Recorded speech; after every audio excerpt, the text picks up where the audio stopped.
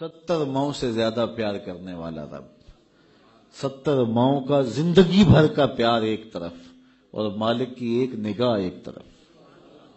اللہ اکبر! کتنے کتنے نکمے اور کتنے کتنے سرکش، متکبر اور کتنے کتنے بدکار، لیکن اللہ ان کا رزق نہیں روکتا، ان کا پانی نہیں روکتا، ان کی آکسیجن نہیں روکتا۔ وہ اگر چاہ لے کہ میں ان کو مجبور کر دوں تو 1 سیکنڈ بھی نہ کوئی نکال سکے۔ انسان اتنا مجبور ہے۔ شیخ سعدی فرماتے ہیں اندر والا سانس باہر نہ آئے تو بندہ کیا کر سکتا ہے؟ باہر والا سانس اندر نہ جا سکے تو بندہ کیا کرتا ہے؟ نظام انہضام ٹھیک نہ رہے، کوئی چیز حلق سے نیچے نہ اتر سکے تو کیا کر سکتا ہے؟ اس کا پیشاب رک جائے تو اس کو دن کو تارے نظر آ جاتے ہیں۔ انسان تو ہے کیا؟ تجھے ناز کس بات پہ ہے؟ ما غرک بربک الکریم، تجھے کس چیز نے مغرور کیا ہے؟ تیرے پاس ہے کیا؟ دولت، حسن، جوانی، اقتدار، صحت، وہ چیز تو بتا کہ جس میں تجھے ناز ہے۔ اس کی توفیق کے بغیر تو ایک قدم نہیں چل سکتا، تو سانس نہیں لے سکتا، تو پھر ناز کس بات پہ ہے؟ غرور کس بات پہ ہے؟ اور اسی کا در چھوڑ کے بھاگ گیا جس نے تجھے زندگی دی، اسی کی دہلیز سے بغاوت کر گیا جس نے تجھے تخلیق کیا، اسی کے حکموں کو توڑ رہا ہے جو تجھے زندگی کی ساری بہاریں بہم پہنچا رہا ہے۔ 5 مرتبہ آواز آتی تھی، حی علی الصلاۃ، حی علی الفلاح، آجا نیکی کی طرف، تو نے کبھی پرواہ ہی نہیں کی۔ لیکن صبح جب اٹھتا ہے تیرا رزق بند نہیں ہوا ہوتا، تجھے ناشتہ اسی طرح ملتا ہے، تجھے آکسیجن تازہ ملتی ہے، تجھے نعمتیں نصیب ہوتی ہیں۔ بتا کائنات میں کوئی ایسا بھی ہے جس طرح تیرا رب ہے؟ ما غرک بربک الکریم، وہ شے کون سی ہے جس نے تجھے کریم رب سے غافل کر دیا؟ تو آجا پلٹ کے۔ تو اس آیت کریمہ میں بھی اسی عنوان کو موضوع سخن بنایا گیا، یا ایھا الذین آمنوا اتقوا اللہ، اے ایمان والو اللہ سے ڈر جاؤ۔ اللہ سے ڈرنا اس مفہوم میں ہے کہ بندہ ڈرتا ہے کہ مالک کہیں ناراض نہ ہو جائے، وہ روٹھ نہ جائے، میری زندگی کا سارا حسن اس کی رضا سے ہے، اور اگر وہ روٹھ گیا تو میرے پلے رہے گا کیا؟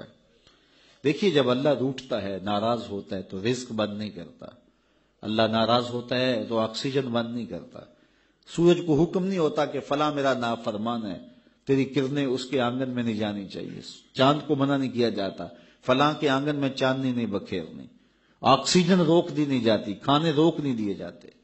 جب اللہ کسی سے ناراض ہو جاتا ہے ہدایت روک دیتا ہے، اللہ کسی سے ناراض ہوتا ہے تو من اجڑ جاتا ہے، اللہ جب کسی سے ناراض ہوتا ہے تو سجدوں کی توفیق نہیں ملتی، اللہ جب کسی سے ناراض ہوتا ہے تو خشیت الہی کے جذبے چھین لیے جاتے ہیں، تو وہ یہ دولتیں لے لیتا ہے۔ بندہ سمجھتا ہے میں نماز پڑھنے نہیں جاتا، اور تو کون ہے نہ جانے والا، وہ بلاتا ہی نہیں ہے، تجھے توفیق سجدہ ہی نہیں دیتا ہے، تو کون ہے؟ تو بھاگتا ہوا جائے۔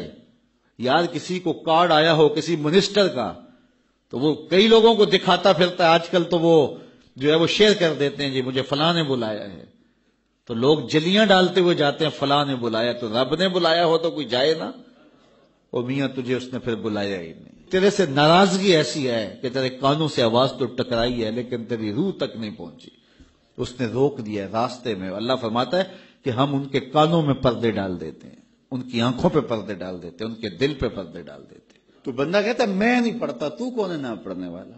وہ تمہیں بلاتا نہیں، اس قابل نہیں سمجھا گیا، کیونکہ تو نے اس کے حکموں سے منہ موڑا، اس کی فرما برداری کو چھوڑا، تو پھر اس نے بھی تجھے راندہ درگاہ کر دیا، اور بھٹکتا پھر سویر سے لے کر شام تک کس کس کو سلوٹ کرتا ہے، لیکن تجھے توفیق نہیں ہوگی اس کی حضور سجدہ ریزی کی۔ اگر کوئی نماز نہیں پڑھتا، کوئی سجدہ ریزی نہیں کرتا، اللہ کے حضور جھکنے کی اگر کسی کو عادت تھی تو وہ مت سمجھے کہ میں نہیں کرتا۔